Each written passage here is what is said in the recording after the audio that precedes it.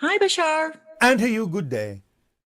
Well, firstly, a big thank you for the opportunity to have this interaction. And a big thank you to you as well for the co-creation of it. Thank you.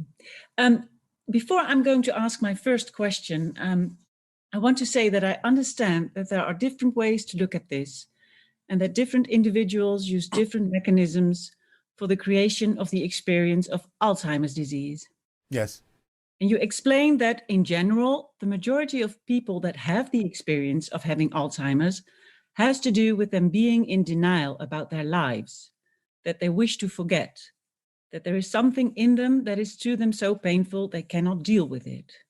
This is a very, very generalized response, but it is true for many people, although it is experienced in a multitude of different ways.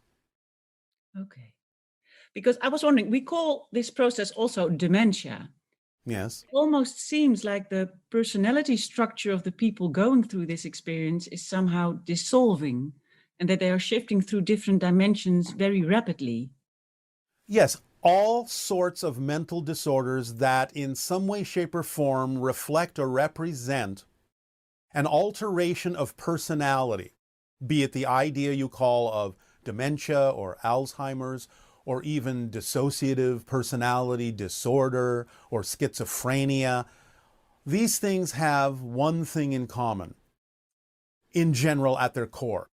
It is in some way, shape, or form an inability, due to either belief systems or what have you, to not allow different aspects of the personality to harmonize and blend in a coherent way for the reality that they chose to be in. Does that make sense? Yeah, that makes sense. Thank you. And I was also wondering, but what's happening on a soul level? How is the soul experiencing this process? Well, again, it depends upon the reason why a soul may have agreed to have these kinds of experiences, or for the purposes that the soul needs those experiences, or simply in the way that the soul chooses to use them. So it will vary from soul to soul. But overall, the idea is one of seeking integration by creating dissociation, what appears to be disconnection, and then going through the process to arrive at a realization that disconnection is not real, but only an illusion. And that the paradox is, in order to actually have an experience of disconnection, you actually have to be connected. You have to be integrated to have an experience in some sense of disintegration. Yes, I understand. And can you say that when people go through this process, that they eventually are able to look at the pain that they are, well, trying to avoid? Some of them do and some of them don't. Again, it depends upon the choices that have been made for this life theme. Many of them give themselves the probability to arrive at that conclusion, but some of them choose not to, and they make their assessments in spirit after the life. Okay. And I don't know, maybe in general, does the pain has to do with, well, a lack of self-worth? It can.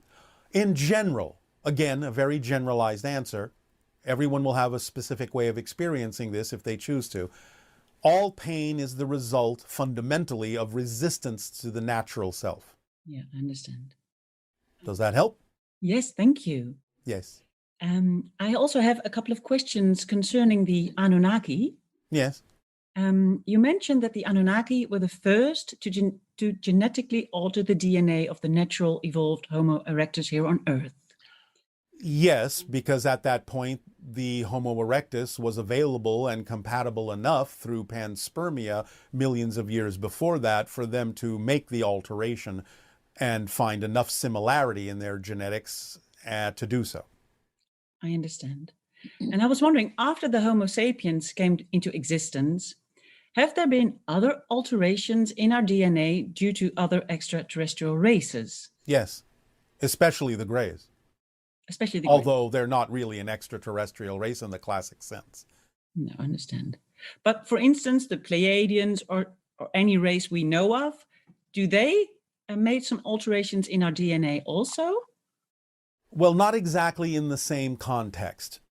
Some have been, by agreement, an energy shift that creates an alteration in your DNA, by having you be given a frequency that then you choose to align with to create the alteration. But it's not a physiological manipulation in the typical sense. Okay, I understand. And you also mentioned that the Anunnaki evolved, but did they evolve into a non-physical? A few of them have, but basically what you know as the Pleiadians is one of the evolutionary offshoots. Okay. So are the Anunnaki genetically linked to other extraterrestrial races that we know of? Yeah, you just explained it. Well, I said Pleiadian, yes. Okay. And others that you may not know of. Okay. Okay. And also concerning what we now talked about, I was wondering if I'm correct in my understanding that the Greys and the human beings have the same Anunnaki ancestors, but that the genetic alteration... Well, not exactly the same, because the Greys come from an alternate version of reality. So they had their own history of interaction with the Anunnaki, but they're not the same Anunnaki because those Anunnaki belong in an alternate parallel universe. Okay. Okay. Because I was wondering, I read somewhere that as a result, the people who eventually evolved into the Greys had a different expression of these genetic alterations than the human beings in this timeline.